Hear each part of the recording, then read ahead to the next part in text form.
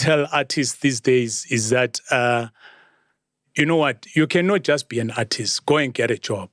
Because what happens is that most of the artists I'm signing lately, I tell them that, no, you need to find yourself a 9-to-5 job. And then, you know what I'm saying? Be in the music industry, you know, maunga popa was a popa. Because what we realize that most of the time is that, remember, we are only busy weekends. You understand? And most of the artists, when they get in the game, they tell themselves that, you know what, this is how I'm going to make a living. You know, they wait for the promoter. Do you know what I'm saying? They release a record and then they wait for the promoter. If the promoter doesn't come in, they get frustrated. If the artist becomes big, becomes huge and all that, okay, they're waiting for the promoter. Monday to Friday, they are not doing anything. Saturday, they got gigs. The money is coming in. But when the scene changes, some people come in or you are not fashionable, those gigs are no longer coming. They are not doing anything. And this is when you hear all these stories. You are being cheated. I'm doing all that because they don't diversify. So it's very important, especially for a young person who's coming in right now. Because right now there's this piano thing. Everyone thinks that it's going to be a Kabza or it's going to be a Maporisa or it's going to be whatever. But they've, you know, bavuke kuseni bashama beats, but bahleli, they're waiting. Do you understand? But all you need to do is that shama beats, go get a job 9 to 5, and then you start working. And some of them, they even move here into Joburg. And you find uthi bahlala be 10, whatever, flating, and it's hard to crack it in the music industry. There's about maybe 40,000 songs or so released every day. Every day. Do you understand? And if we look at, for example, Apple Music with the streaming platforms, Spotify, for them, every week, maybe they have to push about 150 songs. But you find that on daily basis here, maybe local, they are getting about, say, 5,000 songs. Damn. And then, which means per week, they'll have got maybe 100,000 releases. But they are looking for 150 songs to push on the playlist. Then where are you going to go in? You know, when is your chance going to come out? So it's better, you know, Mina, that's what I've been doing. That's the formula. I go in, I didn't look at, you know, what I was making in the, you know, as a DJ. But I kept on, you know, doing other things which were supplementing what I'm doing. And that's why I'm asking, because if you look at what's happening lately, a lot of artists, especially in America, are selling their masters. Justin Bieber is the latest for 200 million. 200 million, eh? Somewhere there. So I can only imagine selling Kalawa's masters, how much that's worth, dog. Because they've got hits for days. Yeah, Omg's publishing. That's the publishing. But you have to be thinking. Remember that, for example, there's a time they wanted to buy our catalog, and how much do they want to buy it for? Well, you know what? It wasn't worth it, what they were offering. 100 million. Because it's always better that you wait until the right moment comes. So remember that what Justin Bieber, they are selling, because streaming has become huge overseas. Here it's still picking up because of the internet connections and all that. But if you've got that catalog which is worth it, hold on. How much is the Kalawa catalog right now? I really don't know. I really don't know at the moment, you know. But how much would be, you know, how much would you entertain? Yeah. Well, how much would you entertain? No, you know what? It's like difficult for you to evaluate because I'm still finding out the formula. Of saying that how do you value the catalog? Do you understand? Because there's so many formulas, especially in streaming. These days when you stream 1 million songs, because, you know, you find artists find, hey, you're saying stream 1 million, do you understand? We told you when you calculate that, told you maybe normally, maybe it's 30,000 or something like that for 1 million streams. And then you still have to split with the record label. You still have to split with so many people and all that. Told you the royalty, my figure maybe 5,000. It's like, 1 million. No, they've robbed me. Because when I open 1 million equals to one rand, one streamer think it's 1 rand. No, it's like that. And so that's why it's very important for us to educate ourselves. Yeah. Because when I went to Electromode, they showed me my streamings. Very impressive. I did about 6 million. Yeah. With no, the EP. So, with no radio, nothing. 6 million. 6 million streams. And how much money do you When I check, I'm trying to check it now. It was less than 100,000, bro. It was less than 100,000. I kid you not. Let's get the calculator. Then you calculate. Curve. Yeah, there's a thing called Curve. Yeah. The website called Curve where I can check how much I'm making from streams. But it wasn't a lot, bro. At all. And then 100,000, there's producers, there's people who sang. And yes. Remember that you have to come in. Here we go. Look at the split sheet. Yeah. Sorry. Can you see how much it is? 57,000. For how many? For 6 million streams. Okay, check. 50, Yeah. Rands, 57. Yeah, 57,000 rands. So okay, it's 6 million streams. And out of that, I only have 25% because the rest is we signed a split sheet with the other guys. Yeah, so then if it's... So we have to split that. So for example, if you're getting 25, is that inclusive of 25? Yeah. Of the other guys? So this is total... Or it's yours? It's total the EP has made thus far. For everyone on the EP. For everyone. But how much is the publisher? Who are you distributing with? Electromode. So which means you see that they are taking 20%. Oh yeah, from there. Yeah, they've taken their share. Oh yes. You understand? Yes. They still have to take 20% from this. No, I'm saying that they've taken their share. They are showing you that thing. So maybe you have to add 20% because they've already taken their own share. No, they haven't. This is a... this is before they take. This is a website that tracks how much the EP is making via streams. Yeah. Oh, that's a third party. That data's from a third party. Yes. So if it's 57,000, Electromode needs to take the 20%. Yeah, they need to take their 20%. That's why, when I looked at this thing, MacG, that's when the idea of, if you can see, we've just launched the distribution platform Kwale. Where, for example, a distributor still needs to take that. Yes. But what happens is that with Kwale, then we've realized that the model is that you pay a subscription fee of about 300 rands, which is $17. But as an artist, then from there, you go in, we distribute that music. We only take a subscription fee. So what happens is that when that money comes to you, there is no deduction. It comes 100%. So it comes in as 100% royalties.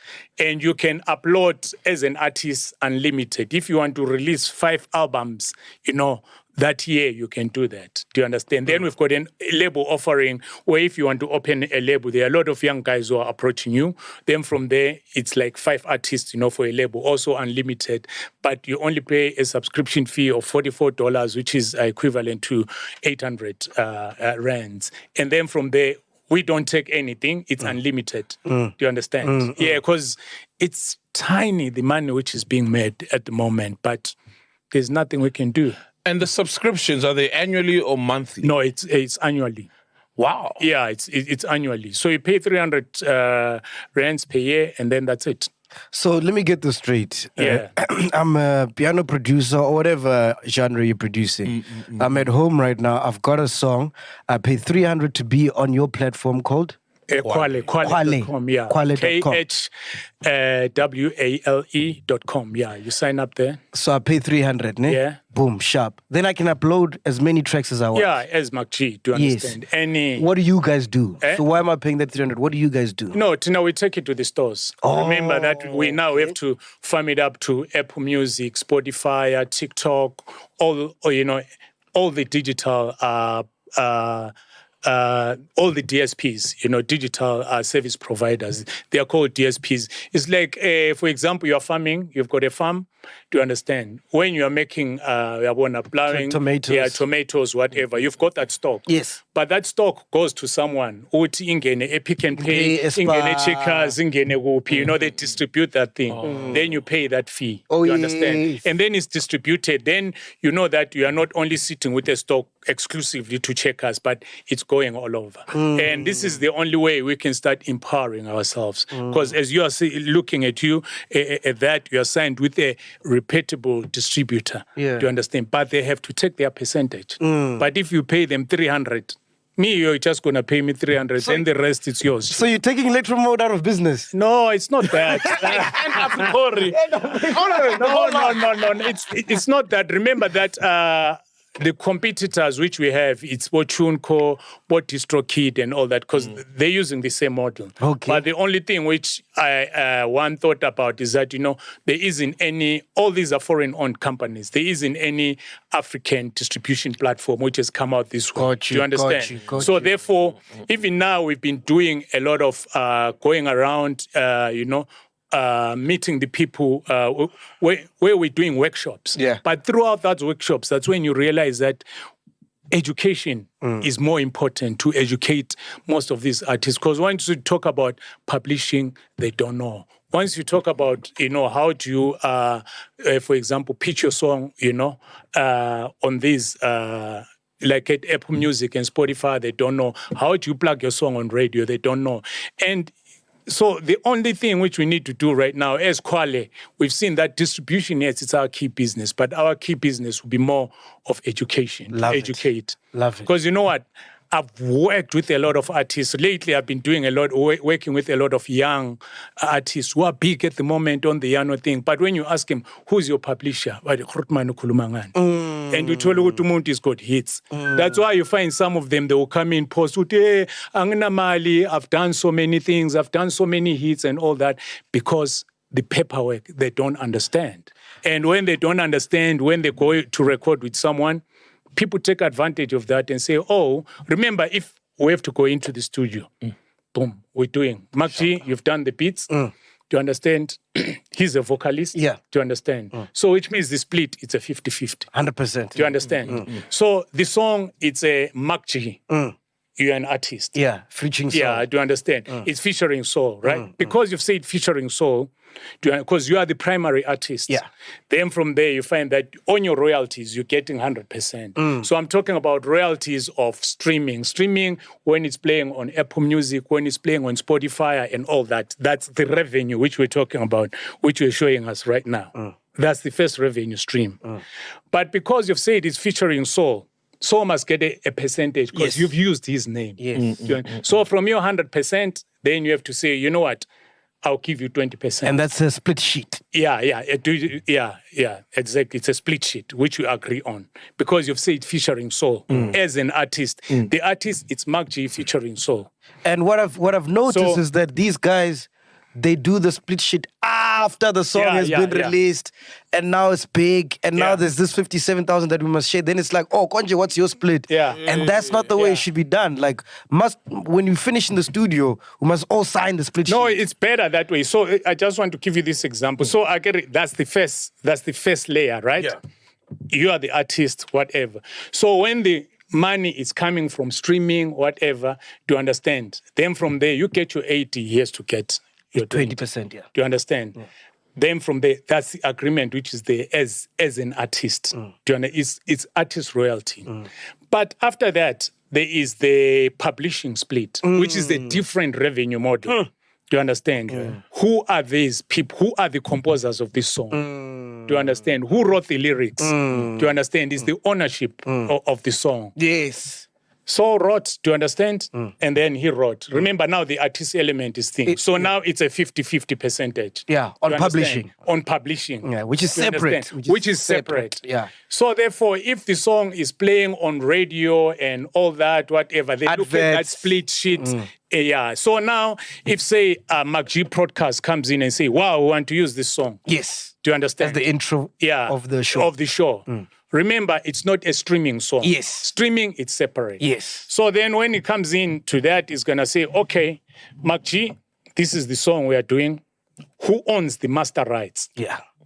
The master rights is the person who paid for the recording, which would be maybe you, right? Do you understand? And then from there is the publishing. Then from there, Mark G is going to say, then we're going to come in and say, no, this song is going to be 200 rands. The 100 rand is going to go to the master rights. Yes. The 100 rand is going to go to publishing. Oh, but what does the publishing split say? It says Soul is getting 50%, I'm getting 50%. So that's where we are missing the boat. Most of these artists, when you ask them publishing, there is so many. I've worked with a lot of you. You know, I'm always knocking to say, come and sign your paperwork. I want you to come and sign your paperwork. Those who've worked with me, they know. It is like prominent artists. And it's sad because they are losing revenue. Yes. Do you understand? That's why Kusasa, because you never know, Ingoma Iboli. Do you understand?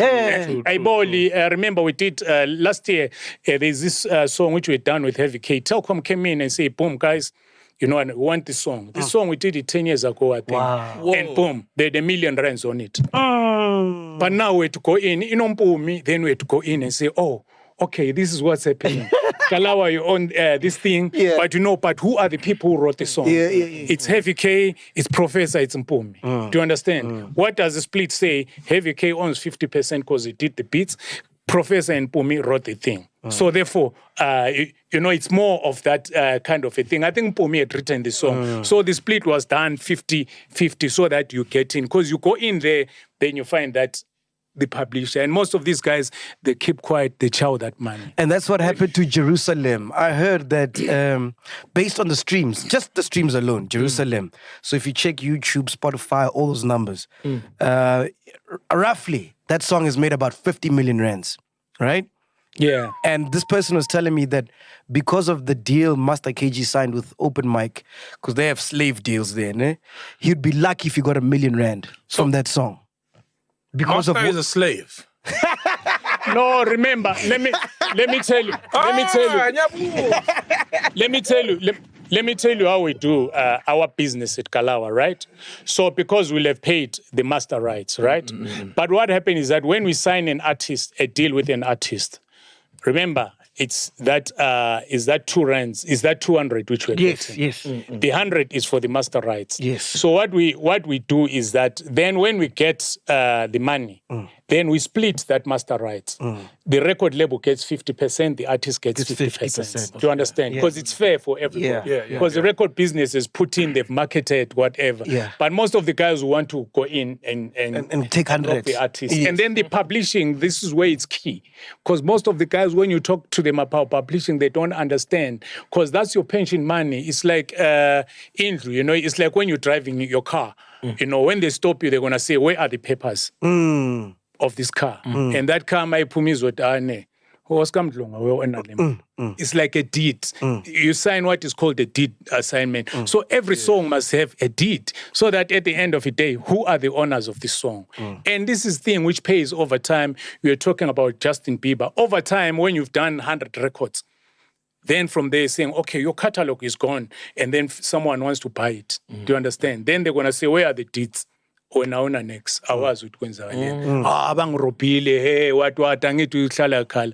So they need to get in and start doing all these things. So that's what we want to do with Kwale, to go in and educate, because we learned the hard way. You know what I'm saying? I remember our first squabble with Boom Shaka. Remember when we first said Boom Shaka, Boom Shaka felt we robbed them. Do you understand? They fought with us at Kalawa, whatever, we robbed them. And later, they got Graham Kelfillian that time. And he says, no, your composition, Nama, I didn't know I was new in the music industry. Do you understand? I was new, I didn't even know Braton, I was in the scene. But I didn't know, can't go publishing, publishing. Do you understand? So we've learned a long way. We've made a mistake, but it's for us to educate all these young people. Because everyone gets into the studio, I think it's nice, let me sing, whatever. But you are working, you are creating. Do you understand? All that stuff you've done. And the sad part is these labels or these majors are taking advantage, because most of these kids, like Grotis is saying, they don't have the knowledge. They sell them dreams like, okay, cool, we'll give you an advance of X amount. And guys just want to buy Vianos and party.